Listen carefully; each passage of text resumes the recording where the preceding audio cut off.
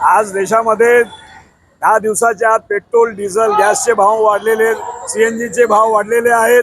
मोदी सरकार ज्यावेळी सत्तेत येणार होती त्यावेळी सांगितलेलं आम्ही सत्तेत आल्यानंतर पेट्रोल डिझेलचे भाव कमी करणार, पण त्यांनी काय कमी केलेले नाहीयेत। देशामध्ये बेरोजगारी वाढलेली आहे, लोकांचं आज मरण आलेलं आहे। जे जीवनावश्यक वस्तू आहेत, राशन, खत पाणी, बियाणे, आज सगळ्यांचे भाव वाढलेले आहेत। तर मोदी सरकार हे जे करतं हे सगळं चुकीचं करतंय। क्रूड ऑइलचे भाव जेव्हा कमी होते परदेशामध्ये त्यावेळी आपल्याकडे 100 रुपये घेतले। आज देशामध्ये हालत खराब आहे। रूस सारखा देश आपल्याला पेट्रोल आणि डिझेल देण्याकरता तयार आहे, पण हे मोदी सरकार अमेरिकेच्या सांगण्यावरनं घेत नाहीये। तर माझी सरकारला विनंती आहे की आपण पेट्रोल डिझेलचे भाव कमी करावे व आम्हाला लोकांना सवलत द्यावी।